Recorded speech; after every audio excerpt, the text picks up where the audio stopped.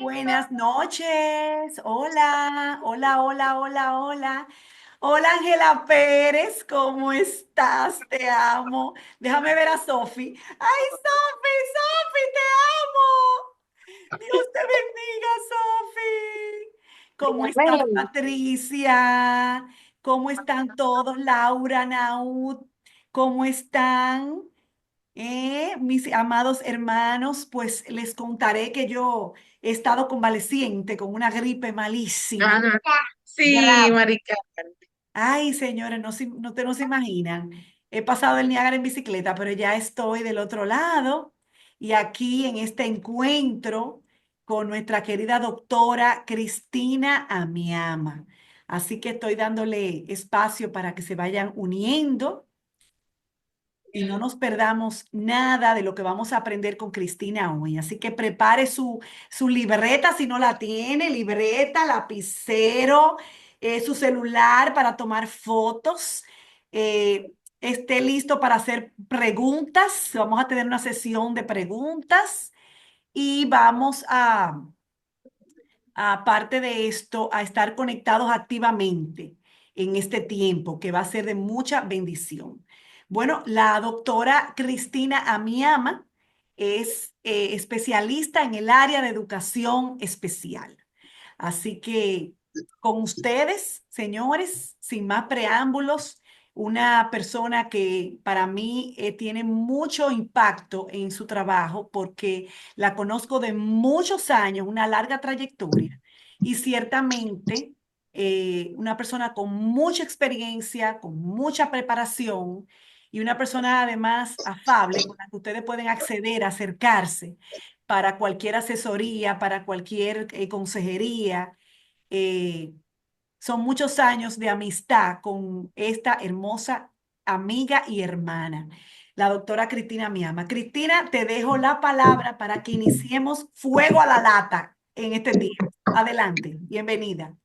Bueno, muchísimas gracias. Si me puedes permitir, Mari Carmen, compartir, Ujú. que me está diciendo que no estoy. Y así vamos saludándonos. Qué bueno que estamos aquí. Vamos, como digo yo, poniéndonos en sintonía, porque vamos a pasar una hora. Espero que la presentación se esté viendo. Se ve perfecta.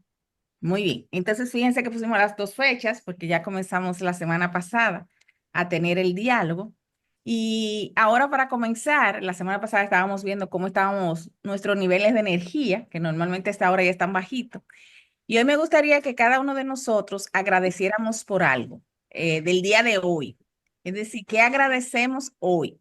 Yo agradezco a Dios estar aquí con ustedes, realmente compartiendo este tema sobre la neurodiversidad. Y si pueden ir escribiendo en el chat, ¿qué agradecen? Siempre hay algo que agradecer en el día. Así que Amén.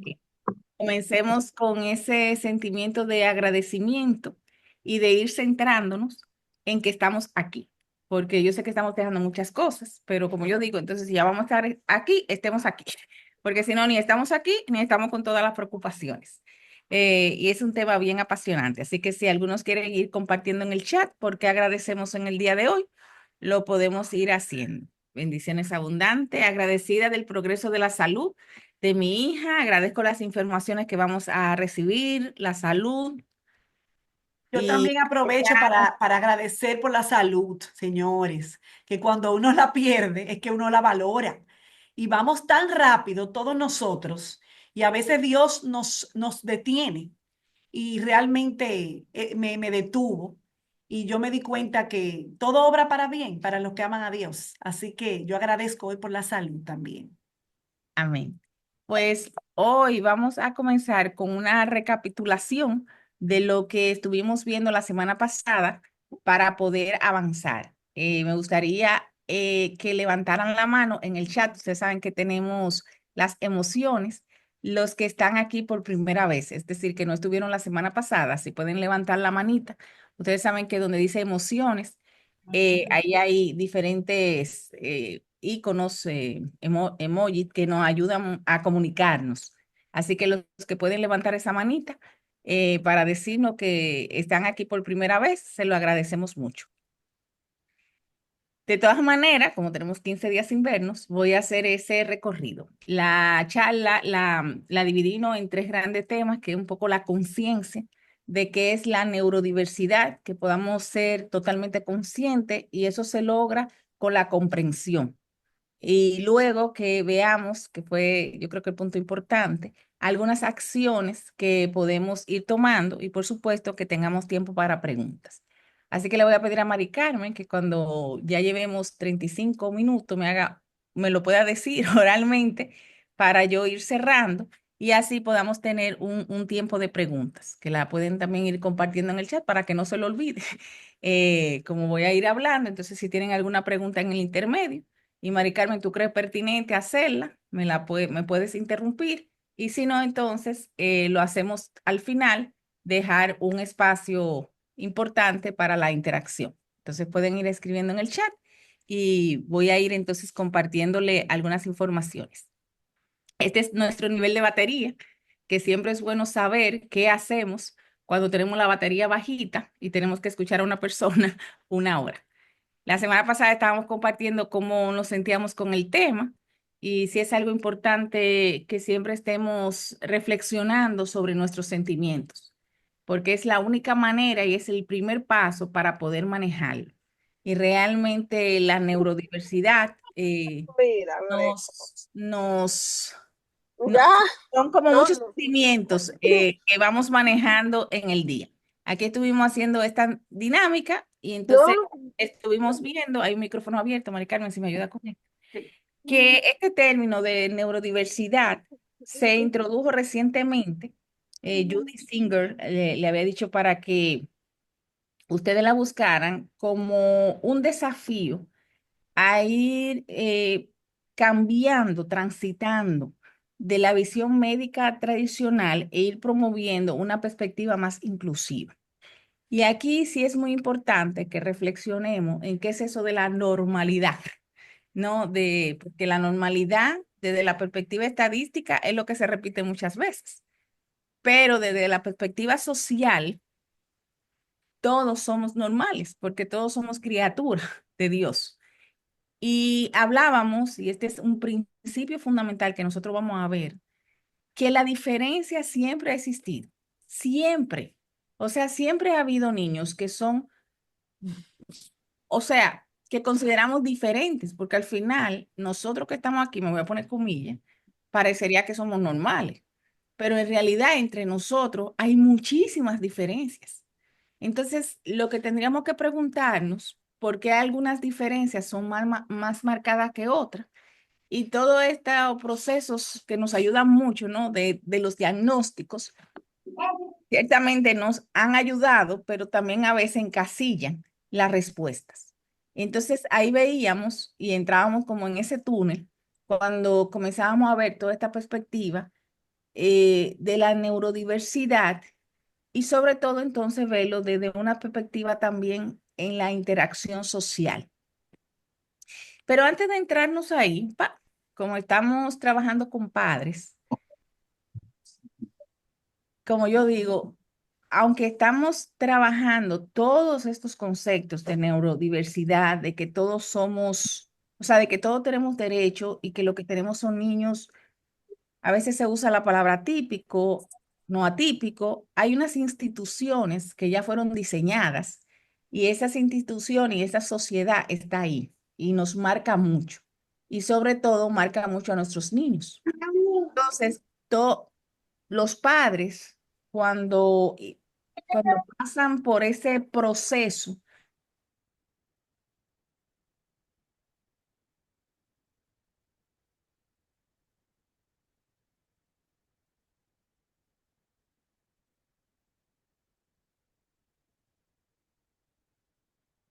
Cristina, eh, te dejé sin audio.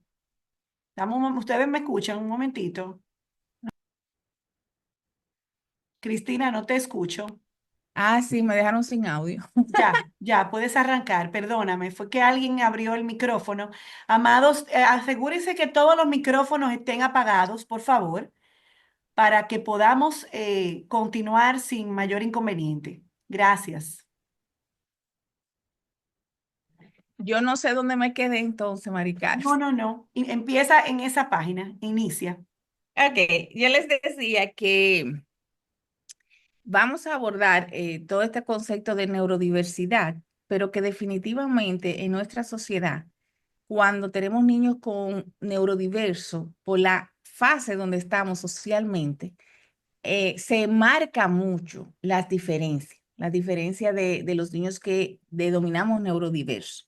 Entonces, este autor que se llama el modelo de Kubler-Ross, que está, esto es lo que yo le cuento, está también adaptado a la crianza de niños neurodiversos, dicen que los padres, las familias, pasamos un proceso para aceptar que nuestros hijos son diferentes de lo que nosotros teníamos pensado.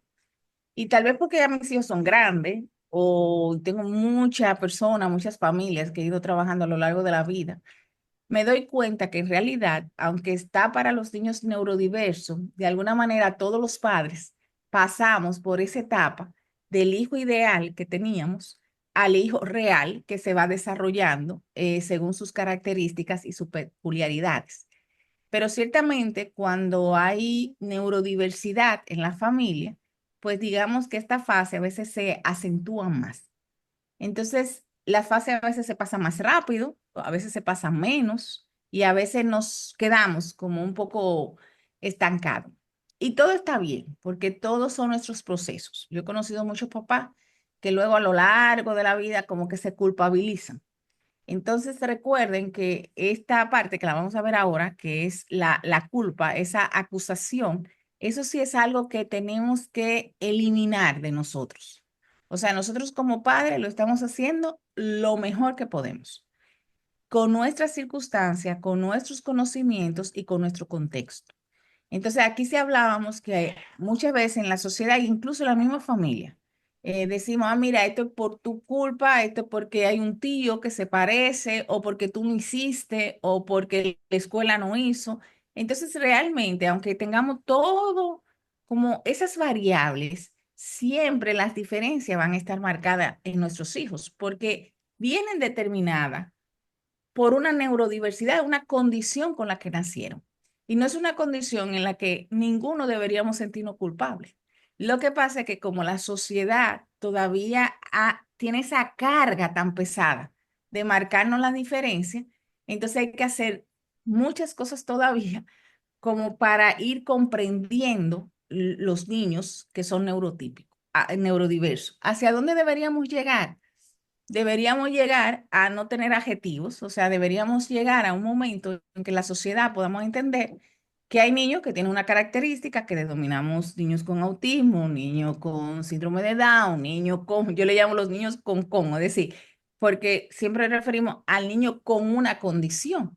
Pero lo que tendríamos que entender, y estamos trabajando mucho en eso, es que esas condiciones, ¿por qué tenemos que tener tanta palabra para denominarlas?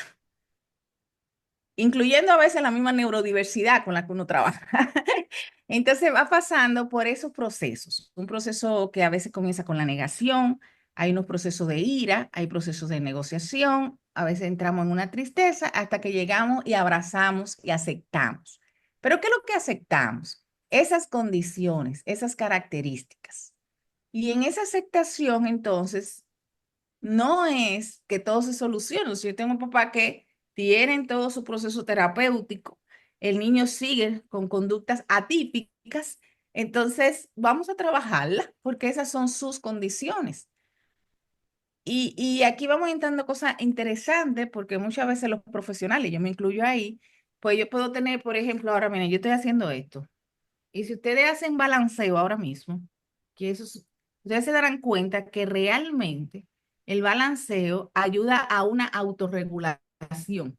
O sea, realmente balancearse es algo que genera en el cuerpo un placer, una sensación agradable. Mm. Entonces, sin embargo, cuando yo tengo un niño que se balancea, yo de una vez quiero eliminar la conducta del balanceo. Pero yo digo, ¿por qué no molesta? A ustedes tal vez le esté molestando ahora y dice, pero ¿por qué Cristina no se queda tranquila y se está balanceando? Ven, yo lo estoy haciendo. Y sin embargo, esa conducta no tiene por qué perturbarle a ustedes. Pero yo no sé por qué perturba tanto. y en el salón de clase perturba mucho. Y yo pongo esta conducta porque hace muchos años yo estaba trabajando con un niño y la escuela me llamó muy nerviosa diciéndome, había un niño con balanceo que además era con el abanico. Yo no sé si ustedes han visto niños que se quedan como con el abanico. Y entonces la escuela de verdad me llamó muy preocupada que querían sacar al niño porque los otros niños también se estaban balanceando. Entonces ya unas familias habían reportado que se estaban balanceando. Entonces se armó una situación que yo le llamo crisis, porque había este niño balanceándose y habían los demás niños, era pequeñito, 5 años, imitando la conducta del balanceo.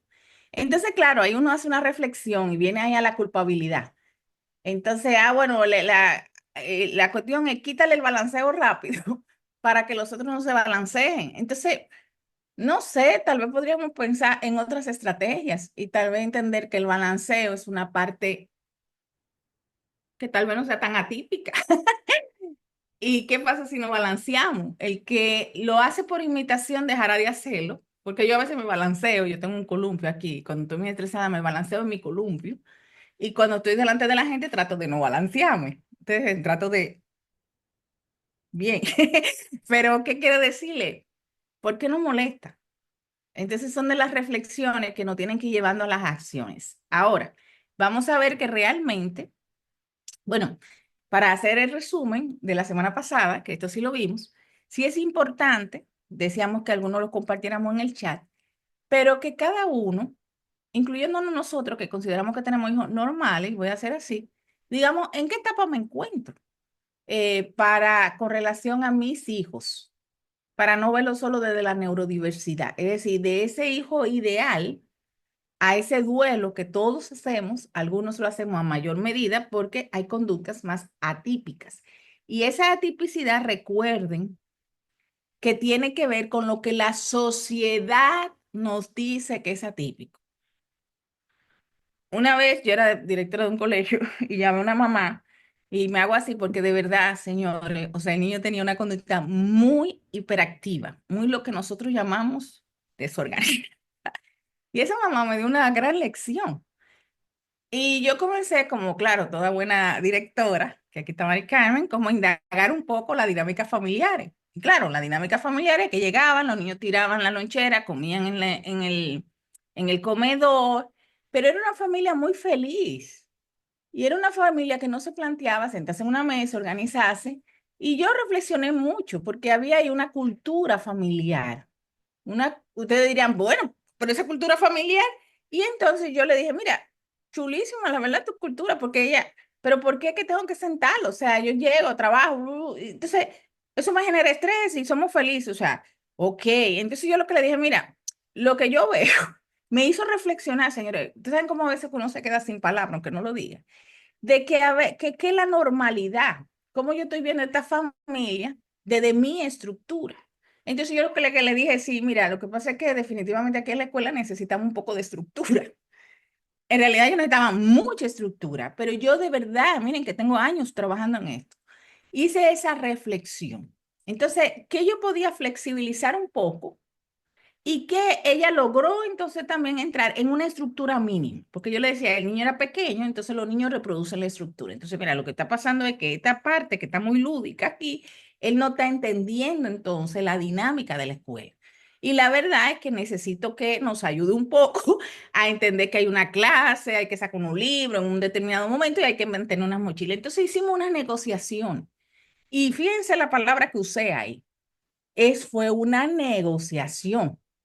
Porque entonces la escuela, que no vamos a entrar ahí, está en todos unos procesos. Entonces, ese choque que lo vamos a ver ahorita es lo que a veces nos produce toda esta emoción, todas estas negaciones, todas estas justificaciones. Y porque los niños también en nuestra casa pues, van a tener un contexto. Y déjenme decirles que he tenido también casos contrarios. Es decir, donde la escuela, el niño está más adecuado a la escuela y todavía en el contexto familiar no logran aceptar sus condiciones. Por eso es tan importante que no importa la etapa donde estemos, logremos hablarlo y logremos ir conectando esto. Acuérdense que tenemos en el corazón, en el cerebro, todas estas emociones con la parte cognitiva.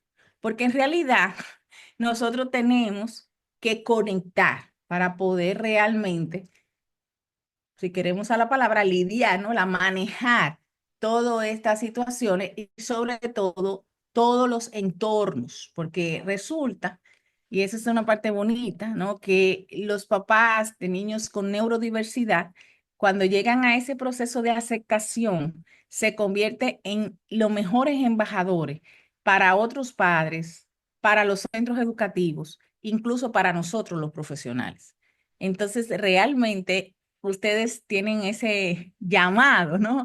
A comprender tanto desde la perspectiva de su hijo esas condiciones diferentes y comprender tanto todo este proceso de concientización, de comprensión que necesita la sociedad, que entonces van a ser un ente, y eso es parte, ¿no? ¿Verdad? Educador para los otros de cómo manejarlo. Yo sé que es difícil, sobre todo cuando uno está en la etapa inicial en que no entiende absolutamente nada. Entonces, este señor hablaba de 8 principios de la neurodiversidad. Yo se lo quiero contar así rapidito, pero a mí me parece aquí que hay mucha potencia, porque al final este señor dice que el cerebro humano funciona como un ecosistema.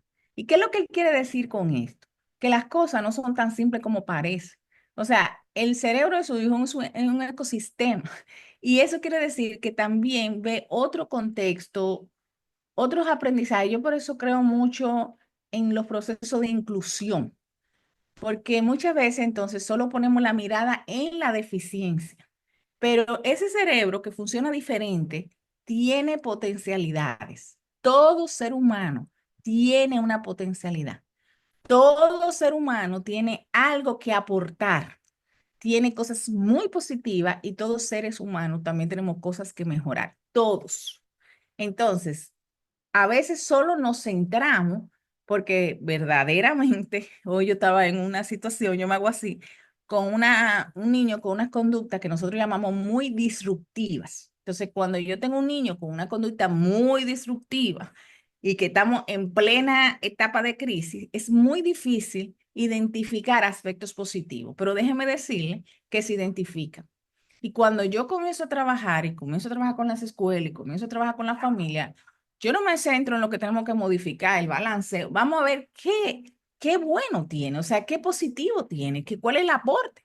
Porque con eso yo tengo que trabajar, porque el cerebro es un ecosistema. No puedo solamente focalizarme ahí en lo que tengo que mejorar, en lo que no está bien. No. Entonces, la otra cosa importante es que funcionamos con espectros continuos, o sea, nada es blanco o negro, o lo tiene o no lo tiene, hay un espectro, por eso ustedes a veces o sea, uno se confunde y a veces uno dice, mira, pero que aquí lo hace muy bien, pero aquí no lo hace muy bien, bueno, porque es un espectro, o sea, no todo tiene que ser excelente, yo puedo tener algo en uno, puedo tener en 3, en 5, en 10, en 20.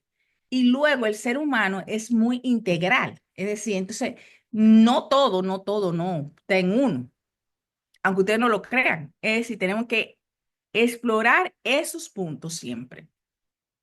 Y entonces aquí entra en 2 principios que quiero focalizar. Primero, lo que le conté del caso de la cultura. Es decir, yo quiero que el niño se comporte como se comporta la cultura. Pero déjeme decirle que nosotros, los que somos típicos, cometemos muchísimos errores. Yo me quedo observando, y de hecho yo pongo esa clase a mis alumnos y lo disfruto muchísimo, aunque ustedes no lo crean, que observen a padres en el supermercado con sus hijos pequeños, siempre identificamos niños neurotípicos, o en una plaza. Entonces, ¿por qué le digo eso? Porque muchas veces la cultura de nosotros también le está exigiendo a los niños un comportamiento que no va con los niños, porque los adultos estamos muy complejos. Y cuando yo diseño mi día, yo no diseño mi día en torno a las necesidades de los niños. No le estoy hablando de los niños neurotípicos, de los niños. Yo diseño normalmente las actividades en base a mi rutina, en base a mis necesidades. ¿Van bien? En base a lo otro. Entonces, claro, no estamos cumpliendo a veces las necesidades de verdad de los niños generales. Eso ustedes lo pueden ver. Entonces le exigimos una serie de comportamientos que están por arriba. Y también exponemos a los niños sin una preparación previa, porque eso es lo que se llama la antelación. O sea, si ya sé que el niño le molesta el ruido, yo tenía un niño que está ahí, ¿no? ¿Verdad? Ya tiene 23 años, pero en verdad que los cumpleaños yo la pasaba muy mal, porque le molestaban los ruidos, le molestaban y le daba miedo los payasos. Entonces, claro, ¿a dónde yo lo llevaba? A un cumpleaños con payaso. ¿Y qué tenía? El niño llorando todo el tiempo en la pierna y la mamá queriendo socializar al niño. Entonces la crisis. Y la otra jugando, entonces yo llegaba, y ustedes saben. Entonces, ¿qué pasa? No antecedemos, o sea, hay payasos. Entonces, si hay payasos, en verdad que no le gustan los payasos. Entonces, hay que hacer un trabajo o para que pueda ir socializando con los payasos. Entonces, vamos a llevarlo previamente, vamos a ver cómo el payaso se viste y vamos a hacer un proceso para que él vaya entonces aceptando el payaso. O no invitemos donde, o sea, lo que quiero decir, hay que anteceder para nosotros también poder disfrutar. Y eso es parte de lo que es la cultura, lo que quiero hablar. Mari Carmen, estás en... Ajá. Sí. Quería aportar, Cristina, que ciertamente tú has dicho una perla en este momento. Bueno, desde que empezaste ya tenemos un collar de perlas, pero eh, cada familia tiene una realidad y tiene que vivir de acuerdo a esa realidad que tiene. Y a mayor comprensión de esa realidad, ¿m? Mayor avance voy a hacer con mi niño. ¿M? Por eso empezamos hablando de esa negación y de todo lo que ocurre ahí, porque a veces pasa que en ese ciclo de la negación nos quedamos mucho tiempo, años, un tiempo muy valioso para poder trabajar. Recuerdo, me conecto con María Montessori, que decía que cada niño tiene su ritmo de desarrollo personal.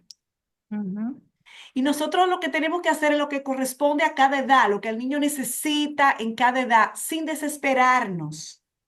Los niños van a ir despertando, uno más rápido, otro más lento, pero ellos van a ir despertando a su ritmo de desarrollo personal, respetar ese ritmo y entendiendo cuál es mi realidad y cuáles son esos puntos donde yo tengo que trabajar.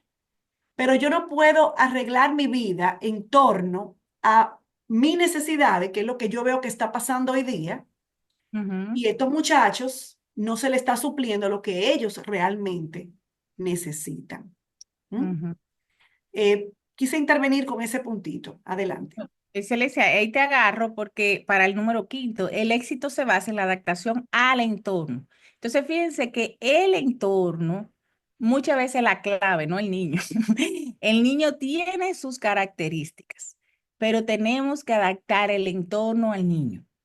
Claro, te van a ver cómo lo vamos haciendo. Entonces, por eso el modificar el entorno puede ser clave para el éxito. Yo he tenido familias que en la mañana eran una crisis, entonces no modifica el niño porque él necesita dormir, él se va a levantar tarde, él necesita hasta las 6, vamos a ir ajustando. Entonces a veces una modificación del entorno cambia significativamente las crisis. O sea, una cosa impresionante. Y no quiero extenderme ahí, ustedes tendrán más ejemplos, pero hay muchísimos ejemplos de cómo trabajando con las características y el entorno, porque la modificación del entorno es la clave para el éxito. Y obviamente, y el 8 es muy interesante porque dice cómo modificar entornos también cambia el cerebro. O sea, a medida que voy modificando el entorno, eso va teniendo una repercusión en el niño y eso va haciendo ese sistema así, integral. Entonces, hay que centrarse en las condiciones diferentes de neurodiversidad, como hay que centrarse también en las condiciones típicas del desarrollo para poder crear seres humanos, ¿no? De acuerdo al diseño y que sean seres humanos que la sociedad llama funcionales, que esa es otra reflexión. Pero el punto clave aquí es no centrarnos en esa característica que tengo que modificar, sino en verlo en relación con el entorno. Y aquí poníamos el ejemplo, que es el número 7 que a mí este principio de verdad me ha impactado mucho. Y es que la construcción de nichos mejora la calidad de vida. Entonces aquí yo pongo un ejemplo que él sabe, mi amigo, que yo lo pongo, porque yo estudié en La Salle y entonces fue muy interesante para mí, como luego de adulto me encontraba con muchos amigos, entonces reflexionaba y entonces yo me preguntaba o me llevaban a los hijos, pero mira, entonces yo tengo eso. Y entonces ahí trabajé con un buen amigo, ¿no? La que realmente ayer hablaba con él que él tiene hiperactividad. Pero él es, o sea, él es una persona que la sociedad llama exitosa. Entonces, desde que yo lo entrevisté, yo le digo que tú estás en el trabajo perfecto. O sea, él trabaja en una institución donde él da servicio a América Central. Por lo tanto, él está aquí, viaja allá, maneja productos. Entonces, esa hiperactividad de él es maravillosa para el trabajo que tiene. Porque cualquier persona neurotípica no hubiera podido manejar la cantidad de cosas que él maneja y la cantidad de países que maneja y cómo lo maneja. Entonces, ¿qué quiere decir eso? Que ahí poníamos el ejemplo de que esta chica que es obsesiva compulsiva se dedica a ser obsesiva compulsiva organizando, encontró su nicho. Entonces, ¿qué tenemos que hacer también en eso? O sea, mientras vamos modificando el entorno, siempre tengan la esperanza, la confianza de que con esas características de nuestros hijos, nosotros tenemos que encontrar el nicho. Y esto, bueno, es un trabajo que de verdad que se está haciendo como sociedad, pero que tenemos que seguir avanzando. Dos ejemplos así rápido. En México, por ejemplo, pues, no sé si ustedes han llegado al aeropuerto, ustedes se van a haber dado cuenta que el que da apoyo y servicio siempre son personas con discapacidad físico-motórica, porque en México vieron que ese tipo de trabajo pueden hacerlo, pueden hacer mucho más trabajo, pero aquí le dan prioridad a ellos. Eso es un nicho.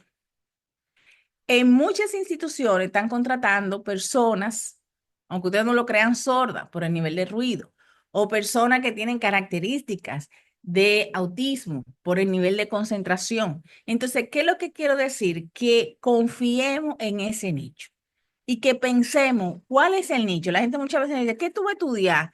Oye, vamos a buscar el nicho, a dónde que tú te vas a desarrollar con esas características que tú tienes. Entonces, para mí esos 8 principios son muy potentes. Y aquí veíamos entonces que la neurodiversidad, aunque me fascina la palabra y la trabajo muchísimo, pero cuando hablamos de neurodiversidad, solo nos centramos en lo biológico, pero realmente hay una área, ¿no? La del ser humano, una dimensión que es la intelectual, es la dimensión social, es la dimensión espiritual de nuestros hijos. Entonces, no solamente vamos a trabajar con ese cerebro, que es muy importante, yo tengo que trabajar también con las emociones, yo tengo que trabajar también con la parte espiritual. Y a veces entendemos que no, que ellos no van a entender, pero hay que activar, porque el ser humano es un ser humano integral. Y eso sí, lo veo mucho. Es decir, a veces yo digo, pero ¿cuándo tu hijo se divierte? O sea, ¿cuándo él no hace nada? Porque yo he tenido niños que de verdad, o sea, es terapia, terapia, terapia. Y eso es importante, no dejen la terapia. Pero yo me pregunto, ¿cuándo jugamos? Jugamos, simplemente jugamos.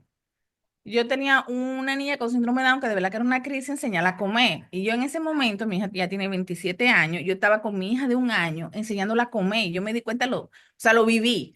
Entonces yo le dije, bueno, pero tal vez tú estás pasando lo mismo que yo, porque en verdad que sentar a un niño a comer todos los días es complicado, chiquito. O sea, hay que hacer todo unos procesos. Entonces muchas veces los papás que tenemos niños neurotípicos, neurodiversos, pensamos que algo nos está dando mayor dificultad, pero en realidad déjeme decirle que la crianza en general está difícil. Ciertamente tenemos que dominar algunas estrategias específicas para lograr con nuestros niños que tienen una condición, a veces comprenden menos, a veces necesito pictogramas, a veces necesito informaciones más visuales, a veces necesito hablar menos y estructurarlo más en palabras, pero ellos lo van a lograr. Lo que necesitamos ir viendo, qué es lo que necesitan, cómo me voy a comunicar, porque esta forma de comunicar no le va bien a todo el mundo. Necesitamos, alguien está leyendo, alguien me está escuchando, alguien está conectando, es decir, son diferentes maneras. Por lo tanto, tenemos que buscar ese ser humano Eso único acaba que de llamarle la atención, Daniel.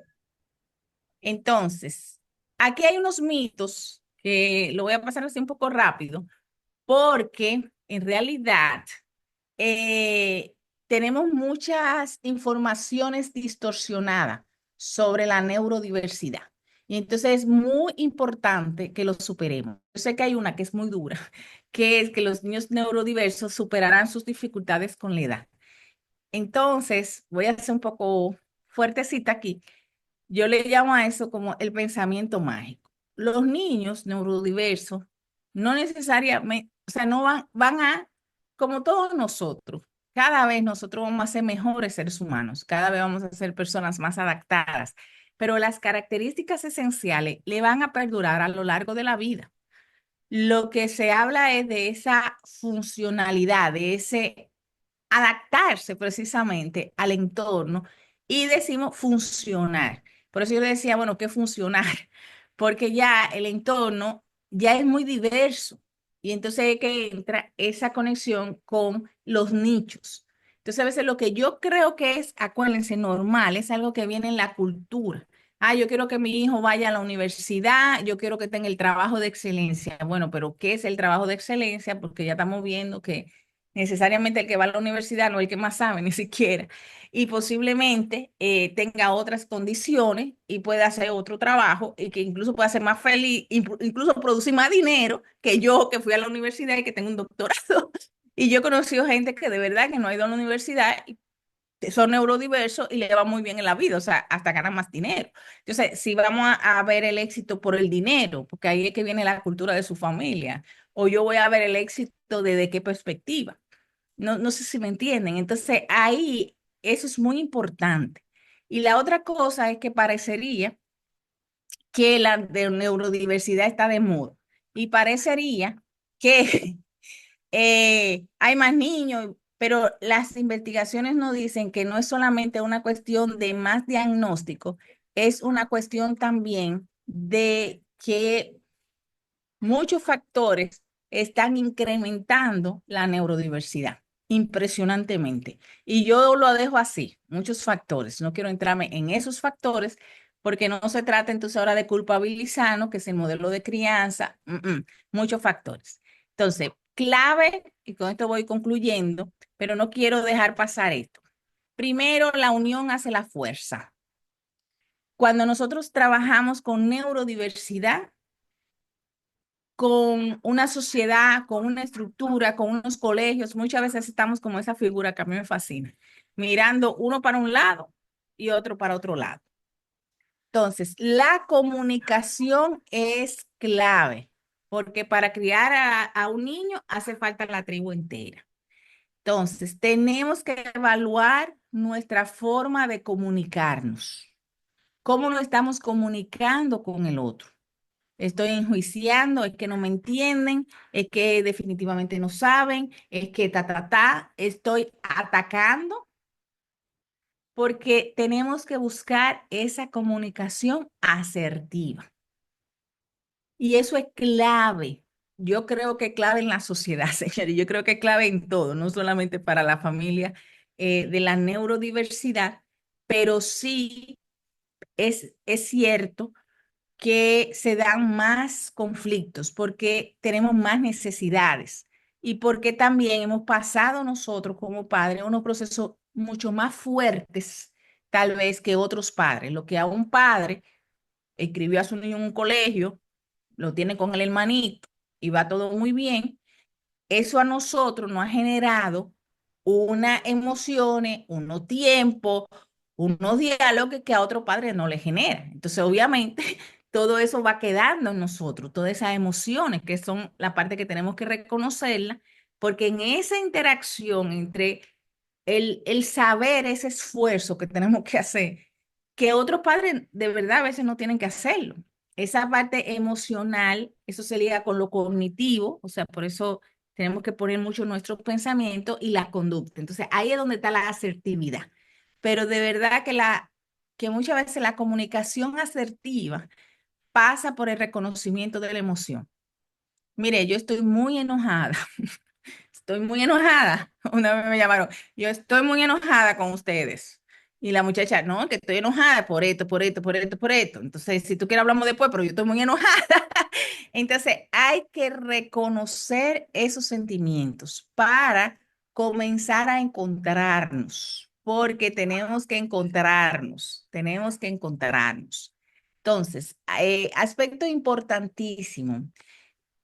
La neurodiversidad está ahí, pero definitivamente que tenemos que informarnos y educarnos sobre las condiciones específicas de nuestros hijos. Y miren lo que digo, informarnos y educar. Yo he tenido padres que le he dicho, por favor, no revise más nada de internet. No quiero que busque una sola página de internet. Tú vas a leer aquí, aquí, aquí, te vas a ir allí. ¿Por qué? Porque en el internet hay de todo, como la botica. Entonces, hay medicamentos muy buenos, pero hay otros que no hacen mucho daño. Entonces, tenemos que buscar esa información y educarnos. Y educarnos significa entonces ese pensamiento crítico. Y cuando yo estoy con mi emoción, cuando yo estoy con mi situación, es muy difícil. Yo he conocido padres, y con eso creo que ustedes también, que de verdad una vez llegaron, que estaban comprando no sé qué cosa en Miami, porque eso iba a sanar el autismo, y de verdad que habían, casi no tenían dinero. Y yo, eso no va a sanar a sus hijos. Eso es así. Entonces vamos a informarnos y vamos a educarnos. Eso no quiere decir que no tratemos cosas, pero bien informados. Hay que fomentar lo que se llama la autoestima y la identificación positiva. Ciertamente, como le digo, yo estaba en la mañana y voy a decirme algo así porque realmente a veces te comienzan a contar cosas muy disruptivas y tú en eso hay que buscar esa identidad positiva. Hay que disminuir, pero acuérdense que a veces esa disminución de las conductas, que le vamos a llamar disruptivas, porque afectan el funcionamiento, incluso afectan el propio desarrollo del niño, obviamente tengo que trabajarla. Pero miren, a veces no se trabaja la conducta. ¿Qué es lo que trabajamos? El entorno muchas veces. Y la modificación del entorno, sobre todo con niños más pequeños, pero en general, eso parecería, no uso la palabra mágico, pero de verdad que da muchos resultados. Entonces hay que buscar esa identidad positiva, aunque estemos en un pico. Yo le llamo pico o le llamo crisis. Hay que adaptar el entorno a sus necesidades. Sí, Maricar. Perdón que te interrumpa, es que me conecté como educadora montessoriana que soy con el entorno y cómo este tipo de entorno favorece, sin lugar a dudas, mucho al niño neurodivergente. Me gustaría Ujú. que hicieras un paréntesis, dado tu expertise en lo que tú conoces de educación Montessori y qué es lo que pasa, por qué aquí funciona y en instituciones tradicionales no. Entonces me gustaría como hacer un paréntesis ahí, si se puede, si aplica. Sí, sí, yo estaba ya cerrando, pero a ver, esa parte del entorno, sobre todo educativo, y la filosofía de Montessori, que tú lo decías al principio, sobre todo que se basa en el desarrollo de los niños y en ir, y esto es clave, trabajando desde lo que es el niño, o sea, no desde el ideal. Cuando vamos a un colegio, nosotros decimos, bueno, todos los niños tienen que saber esta cosa, porque el currículum está diseñado como para partir de un estándar, si queremos llamarlo así. Cuando entramos a Montessori, como partimos del desarrollo y tenemos las diferentes estructuras del aula, y esa estructura, si ustedes se dan cuenta, está creada para que a través de los materiales del entorno, ellos puedan ir desarrollándose, pero eso le permite al profesor entonces hacer la famosa individualización, que en otros centros es mucho más complicado. ¿Por qué? Porque tenemos un estándar y si ustedes se dan cuenta, hay un pedagogo muy bueno que a mí me fascina, que él dice, el problema de la educación inclusiva es que el profesor hace lo mismo al mismo tiempo y de la misma manera. O sea, si nosotros vemos cómo nosotros aprendimos, los profesores de nosotros entendían que íbamos a aprender al mismo tiempo, de la misma manera y entonces tú dices, si tú rompes eso, tú atiendes la diversidad. Entonces Montessori rompió eso desde el principio. Sí. Es decir, los niños no aprenden igual, muchos aprenden manipulativo, otros aprenden, no aprenden al mismo tiempo y no aprenden de la misma manera. Entonces, como tenemos esa metodología tan integrada, eso favorece mucho. Y obviamente cuando tenemos también los niños en un rango de edad nos favorece más, porque normalmente muchos niños neurotípicos, y eso lo estamos manejando incluso con el ministerio, en unas ordenanzas que había, que se crearon, es que cuando tenemos niños cognitivamente con 2 años de diferencia, al profesor del aula regular típica, que no es Montessori, le cuesta mucho más ajustar el currículo. Mientras que Montessori está acostumbrado a trabajar en un mismo salón con una variedad de edad. Entonces eso nos permite que los niños neurotípicos transiten. O sea, yo puedo tener un niño de 5 años que tiene un nivel en la parte cognitiva, posiblemente no social, de 3 años, entonces me favorece porque está en el mismo entorno.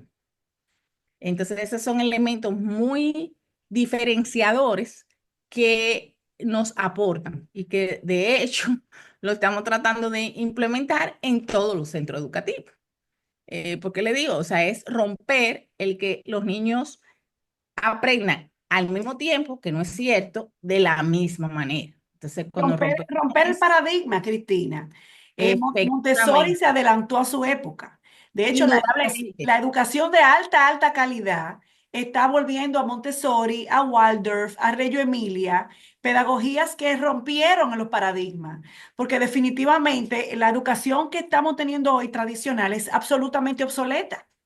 claro, Entonces, algo que me encanta es que yo puedo ver Montessori desde preescolar y primaria y terminar con el niño de primaria en sexto y ver claramente cómo esta educación personalizada nos permite enfocarnos en el área potencial y desarrollar esa área potencial, acompañarlo.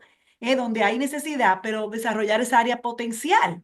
Y por ejemplo, este niño que llega a sexto tiene una dislexia terrible, por ejemplo, pero tiene una capacidad social y de empatía y de conexión, y por ahí tú vas desarrollando ese niño que yo sé que va a tener un gran éxito, pero obviamente no va a ser escritor de poesía, probablemente, o sea, porque tiene un tema de dislexia muy marcado. Eh, lo que te quiero decir es cómo esta pedagogía definitivamente ayuda a que el niño también encuentre ese nicho y se le valora su autoestima y se le respeta. Y eso me encanta. Y no solamente el niño que tiene una capacidad especial que tenemos que prestarle la atención, sino los otros niños también se benefician aún más porque comienzan a darse cuenta que todos somos neurodiversos. Todos al final somos neurodiversos y todos merecemos respeto y el lugar. Y eso totalmente. me Y para encanta. las habilidades sociales de realmente, o sea, cuando yo tengo familias contrarias, ¿no? La que dicen, que entonces que los niños atrasan, pero ¿qué atrasa? Porque la sociedad es neurodiversa. Cuando nosotros vamos a un entorno laboral neurodiverso. Entonces, la que tenemos que ir entendiendo que de verdad que la sociedad es diferente. O sea, la sociedad nos junta a todos. Entonces, lo que pasa es que antes lo escondíamos y no lo sacábamos y una serie de cosas, pero en la medida que ya vamos creando esta conciencia, entonces nos vamos dando cuenta que la diversidad enriquece y sobre todo este tema de la diversidad de funcionales. O sea, realmente nos enseñan que el mundo es diferente y nos enseñan, si lo vemos de esa perspectiva, por ejemplo, comunicarnos con pictogramas, que muchos niños necesitan mucho apoyo visual, pero eso es fabuloso. Yo misma, o sea, porque uno dice, uno tiene sus cosas, ustedes saben, pero esas agendas visuales yo las uso en el trabajo, o sea, y me la pongo ahí, pum, pum, pum, y ustedes no se imaginan lo que eso funciona. Y yo no tengo rasgo autista, podría tener déficit de atención o qué sé yo, pero esto, o sea, lo que quiero decir, muchos de esos elementos que vemos solo para niños específicos y para autismo no funcionan para todos los niños y no funcionan hasta a nosotros. Entonces, ahí es donde tenemos que ir viendo ese enriquecimiento. Y Ujú. eso sí, yo también lo veo en Montessori, o sea, que aunque hacen unas diferencias, su metodología es para todos. Yo iba a poner un videito, no lo puse por razón de tiempo, te lo voy a mandar, donde tratando de, tratando de atender a la diversidad, al final seguimos marcando diferencia. Entonces, hacia donde tenemos que ir tendiendo, incluso nosotros como familia, que yo sé que es muy difícil, eh, porque no voy a entrar ahí, pero sí tenemos que tener cuidado porque nuestra balanza se inclina sin darnos cuenta a nuestro niño neurodiverso. Y entonces el que es neurotípico, aunque ustedes no lo crean, también sufre mucho, aunque quiere apoyar al hermanito, pero sin darnos cuenta, a todos nos ha pasado, le prestamos, o sea, este niño como que no absorbe sin darnos cuenta. Entonces hay que buscar, por eso yo le decía, ese equilibrio. Entonces una parte importantísima es, miren la palabra que le puse, practicar la comunicación efectiva. O sea, tenemos que practicar, aunque esté enojado, aunque me sienta frustrado. Por eso yo le ponía esa rueda, porque muchas veces yo oigo a los papás que están enojados y en realidad están frustrados con la escuela, frustrados porque no avanzan, entonces cambian de escuela y parece que están enojados con la escuela, pero al final va entrando ese sentimiento de impotencia. Entonces, esa ruedita es muy importante para nosotros. Yo la tengo en mi escritorio porque nos permite identificar cuál es realmente el sentimiento que tengo. Y a veces he detectado una ira y lo que hay debajo es una tristeza profunda. Entonces, no significa que todos los entornos lo hagan, pero el poder identificar cuál es el sentimiento, no para quedarme con mi sentimiento, sino lo identifiqué. O sea, estoy reaccionando con ira, pero en el fondo lo que estoy es triste o incluso avergonzado a veces. Yo encontré a papá que cuando tú profundiza, pero ¿qué fue lo que pasó con esta conducta? ¿Qué es lo que te está pasando en realidad? Es que se siente avergonzado, pero no te puedes sentir avergonzado porque no es tu responsabilidad. Porque ahí viene el dedito acusador, por eso esa imagen yo se lo ponía, porque la sociedad parece que comprendemos, pero a veces entonces como que le ponemos una carga muy fuerte también a los papás de niños neurodiversos, porque no tienen una varita mágica, o sea, y son conductas que no dependen de ellos. Y yo aquí sí, una directora, yo hice una investigación muy interesante de lo que está pasando con la atención a la diversidad en el país, la hice muy reciente. Y una directora me contó a mí algo que le pasó que de verdad a mí me impactó. Fue con un niño con autismo que le rompió una puerta. Entonces, toda la escuela estaba esperando que ella, o sea, tuvieron que llamar a los papás, toda la cosa, pero ella, la reflexión que hizo es sí, porque yo tenía una puerta de cristal donde hay un niño que podía patear la puerta. Entonces, la responsabilidad es compartida. Entonces, ahí la mamá reconoció, bueno, que el niño vino enojado porque no quería una paleta, bueno, hay toda una situación. Pero la situación acabó en que la escuela me decía es que yo no podía castigar al niño, porque el niño tiene una condición de autismo, patea, vino enojado de la familia. Entonces yo estaba arriba, qué sé yo qué. Entonces comenzaron no solamente a ver que el niño rompió una puerta de cristal, lo cual fue peligroso, sino porque la puerta de cristal estaba ahí. De hecho, la cambiaron y me explicaron todo el proceso. Segundo, con la familia, pero mira, cuando te están enojado, tú no lo tienes que decir, porque él de verdad que se bajó del carro de la familia, por eso a mí me impactó tanto, y se fue como corriendo y ahí se fue el accidente. Yo no sabían que venía así, el niño tampoco. Entonces, ¿qué es lo que yo le quiero decir? Que al final lo que me fascinó de esto que fue real es un entendimiento de la característica del niño. Entonces, o sea, ¿por qué yo voy a castigar al niño? Y después, miren, eso fue tan positivo que el niño iba porque o sea, definitivamente era una neurotipicidad de autismo y entonces le iba, rompí la puerta, profe, y ella, es decir, eso, ya él no hacía esa crisis tan fuerte de ira y él mismo sin ser castigado. Oigan lo que le dije. Entonces, ¿por qué no fue castigado ese niño? Por eso yo digo, yo aprendo mucho, porque ella, en ese entendimiento profundo, esa es su condición. Entonces, cuando o sea, él no podía manejar ese enojo, pero no era que él quería, o sea, no fue una marquiradeza. No sé si me entienden la diferencia. Entonces, ese es el punto tal vez de comprensión que nos es difícil todavía como sociedad, porque no enfocamos en el niño en la puerta rota. Ven, entonces ya con la familia, ok, mira, cuando el niño venga así, no es que no lo traiga a la escuela, tráelo, pero yo necesito saberlo porque lo que como quiera es mejor llevarlo a un espacio donde se calme primero para que después entre, porque si me lo trae tan enojado de la casa y lo entro al aula con la bulla y la cuestión, no puedo.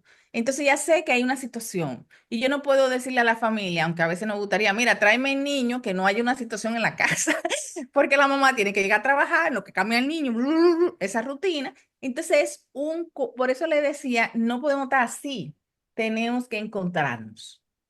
Tenemos que encontrarnos desde los diferentes contextos. Ven, porque ese niño entonces ya se fue viendo que, mira, cuando tengan esa situación de enojo, vamos entonces, aunque ya no tengo la puerta, va a romper otra cosa, vamos a ponerlo en un aula tranquila en la dirección, vamos a hacer que se calme y luego que vaya al aula. Entonces, esas transiciones y todo fue por una puerta rota.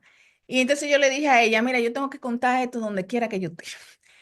Porque fue para mí, o sea, cuando ella me lo contó, yo de una vez dije, ¿qué es lo que hicieron con la familia? Y pagaron la puerta. Toda esa cosa que a uno se le ocurre dentro de el no entendimiento de la condición de los niños. No sé si me entienden. Entonces, hacia esos ejemplos así es que también tenemos que ir viendo en la familia. Eso no quiere decir que no lo corrijamos, porque entonces a veces caemos en el otro extremo. Y también he conocido mucha gente, ¿no? La conozco tanto la condición, bueno, que le es así. Entonces el muchachito llega y le da golpe a todo el mundo, patea a todo el mundo, pero ¿qué es lo que pasa? No, que le es así. Entonces, no, pero espérate un momento. Espérense, o sea, no sé si me está dando lo que le quiero decir, o sea, tampoco puedo llegar al otro extremo y decir, ah, no, es que mire, él es autismo. Yo he conocido eso, señores. Ah, no, es que él, imagínate, yo tenía un niño que de verdad con mi hija fue muy triste, pero él le daba golpes. Y los papás no llegaron a un entendimiento. Y para mí fue un dilema muy fuerte, ético. Gracias a Dios que cuando yo fui a la escuela, la profesora me dijo, mira, Cristina, tú eres la última que viene a esta escuela. Ya todos los papás vinieron. Y yo fui a la escuela porque mi mamá me dijo, mira, tú vas a tener que hacer algo, porque ella llegaba todos los días mordida y yo lo vi, o sea, ella estaba tranquila, el niño vino y lo mordió. Entonces, esto no lo podemos tolerar, que él siga mordiendo a la niña así.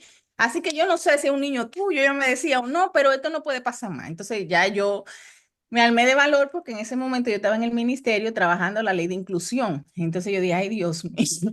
Y cuando llegué a la escuela, entonces yo también siempre cuento estos casos, me contaron que trataron de hablar con el papá no entró y el niño salió de la escuela.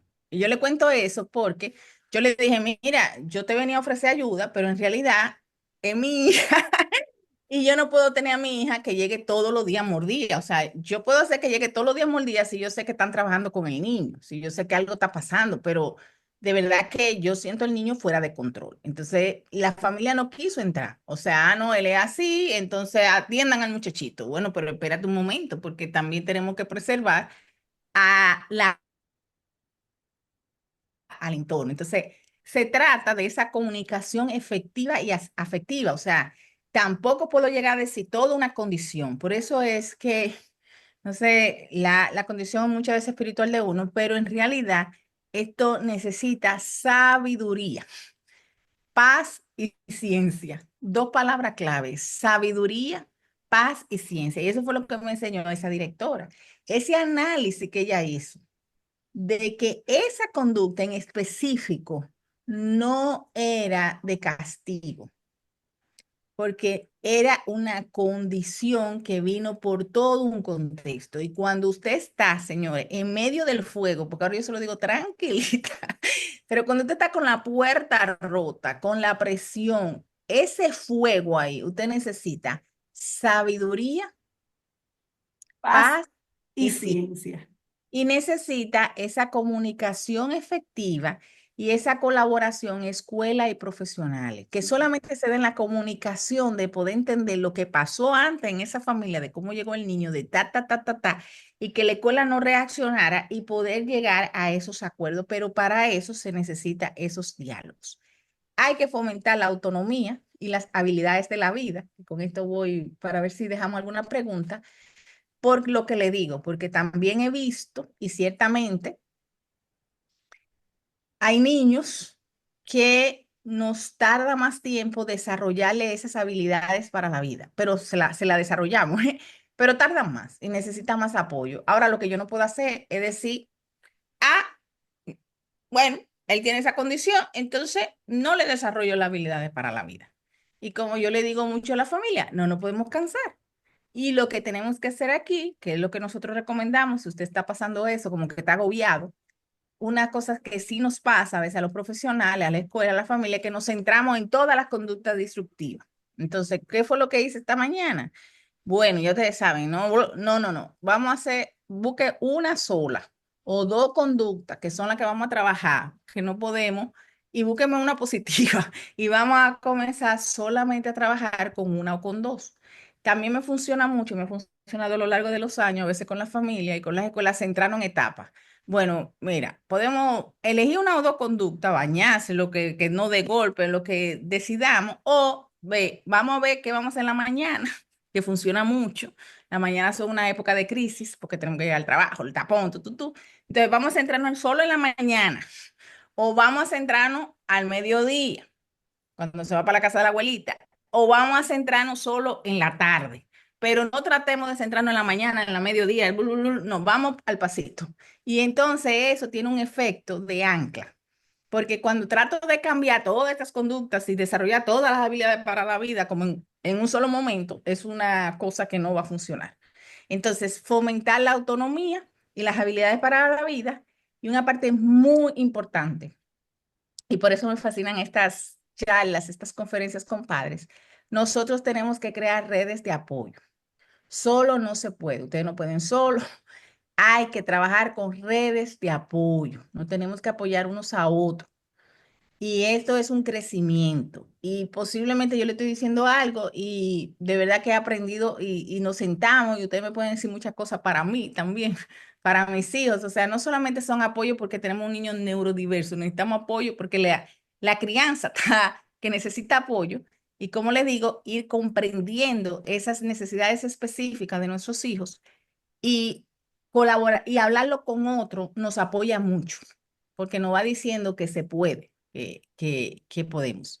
Y por último, como yo digo, es promover, y miren la palabra que uso, la aceptación de esas características, porque como yo digo, a veces nos coge, y discúlpeme así la coloquialidad, y con esto acabo, con una, por ejemplo, si tengo, puesto mucho un ejemplo de niño con autismo, podemos poner otro, pero si tengo un niño con autismo, yo quiero que socialice, pero porque yo me empeño en que socialice.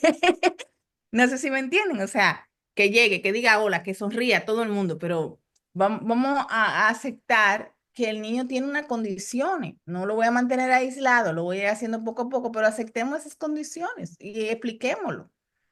Ah, mira, es que él, o sea, no tolera los ruidos, dale un tiempecito. A mí me relajan porque de verdad que yo lo veo mucho en la cultura dominicana, pero yo tengo una bebé que todavía no he cargado, porque ella de que yo me di cuenta que todo el mundo llega, ay, que bebé más linda, carga a la bebé y la bebé llora, que la bebé tiene 7 meses. Entonces, no trate de cargar a la bebé. No trate todo el mundo de cargar a la bebé, porque no puede ella manejar eso. Entonces yo comienzo con un dedito así y ya ella cada vez que me ve me va identificando, yo le pongo el dedito y ya hacemos una interacción, pero yo no trato de cargarla. No sé si me entiende. Entonces, esa es una parte fundamental. Aquí había un videíto de una canción muy bonita, pero son las 8:06. Esa sí la podemos ver, pero me gustaría ver, no sé si tenemos alguna pregunta. Y sí me gustaría acabar con esta canción que es muy bonita. A mí me gusta mucho, pero sí me gustaría escucharlo un poquito para, aunque sea brevemente, por la hora, porque sé que es. Voy a poner aquí la canción, dejarla preparada. Vamos a aprovechar los minutitos que nos quedan por si hay alguna pregunta que la doctora Amiama pueda responderles. Les escucho, les leo. Adelante. Muy bien. Me gustó mucho, dice Ángela que necesita como una cita con ella. Se le Eh, agotó el tiempo. Te mando su teléfono, contacto para que se pongan de acuerdo. Ángela dice, apoyo 100% de que la unión es la fuerza. La tribu completa unida allana el camino. Eso es así. Todos juntos es mucho más fácil de manejar. Y estoy de acuerdo con Carolina que identificar la consecuencia de la conducta y separarla de la malcrianza es lo que lleva, miren, sabiduría. Y ahí hay muchas técnicas, muchas preguntas que nos tenemos que hacer para ir diferenciando eso de las condiciones, de la mala crianza y del proceso, de cuándo castigamos, cuándo reforzamos. De Ujú, verdad que yo le diría que eso es sabiduría, paz y ciencia y conocimiento, por supuesto, pero de verdad que se necesita mucha sabiduría. ujú. Bueno, Cristina, no veo preguntas, están tímidos.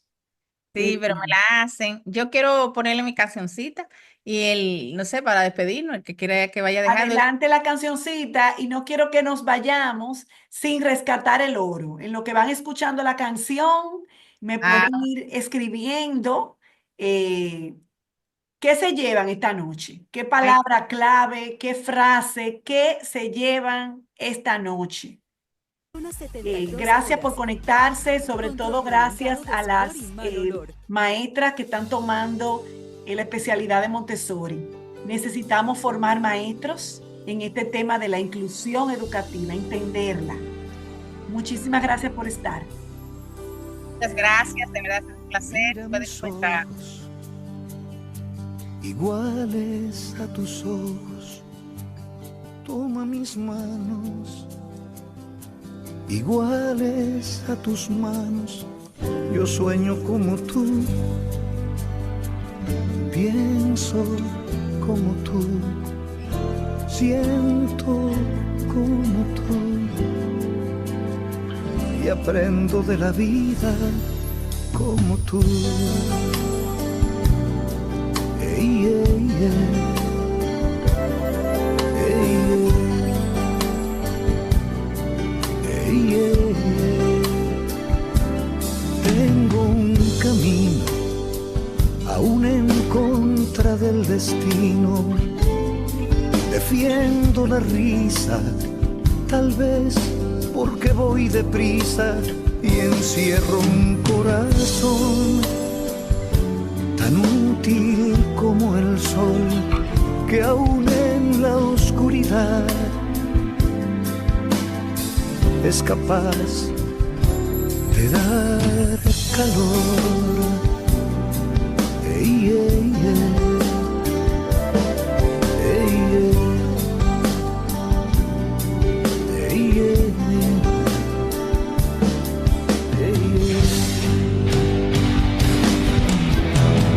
¿Qué te cuesta darme un abrazo? Que tú ganas con el respaldo vivir. Aprender que el que da siempre va a recibir. El amor es la medicina, es la fuerza que nos obliga a vivir.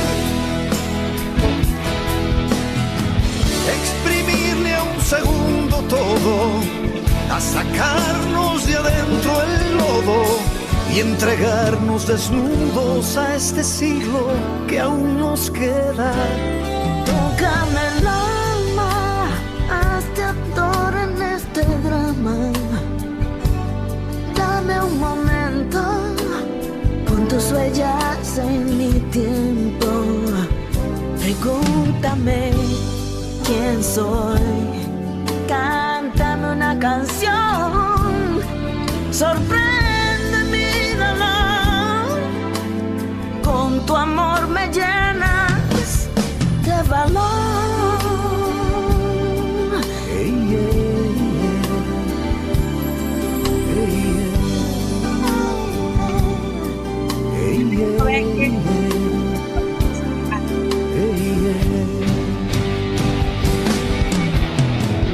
Te cuesta darme un abrazo, que tú ganas con el respaldo vivir.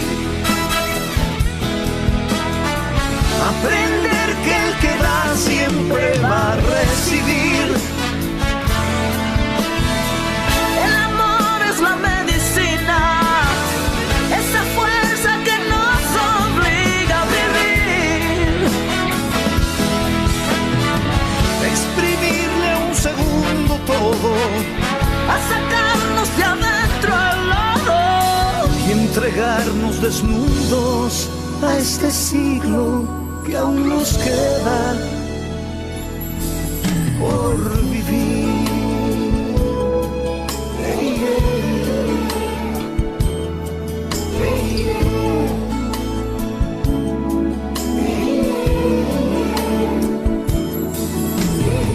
¿qué te cuesta darme un abrazo? que tú ganas con el respaldo. El amor es la medicina, Esa fuerza fuerza que nos obliga a vivir.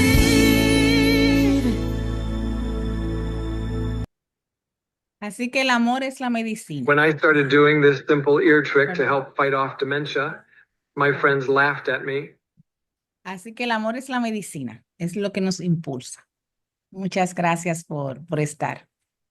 Cristina, gracias por dedicarnos este tiempo, este espacio. Este video me conmovió mucho porque es un video que tiene muchos años y en el video aparece la niña de una amiga mía del colegio, una muy querida compañera de mi colegio donde yo estudié, que su niña tuvo parálisis cerebral y aparece ella, una de las protagonistas del video.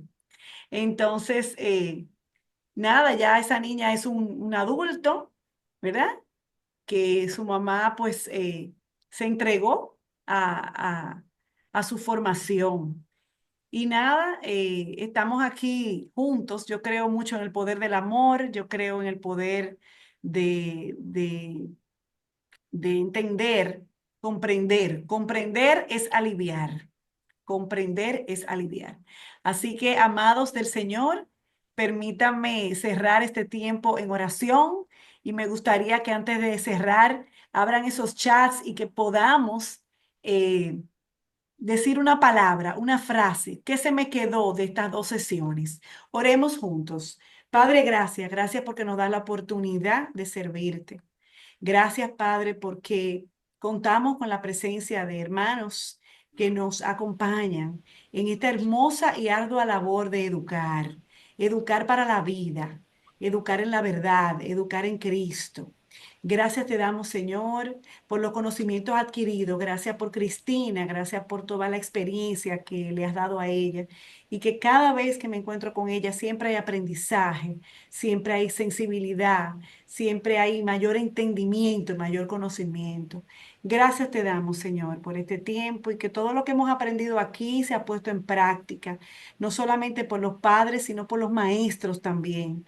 Lo que estamos también aquí en el campo de batalla, en nuestros colegios, que aprendamos a hacer el trabajo de inclusión y hacerlo bien, hacerlo como corresponde.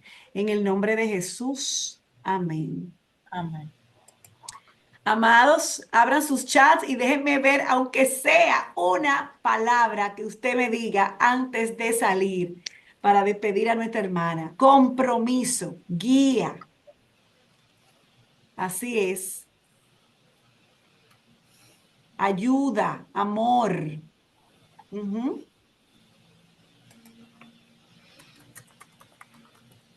Paciencia, valentía, paz y ciencia. Tremendo, tremendo. Esperanza, entrega y aceptación.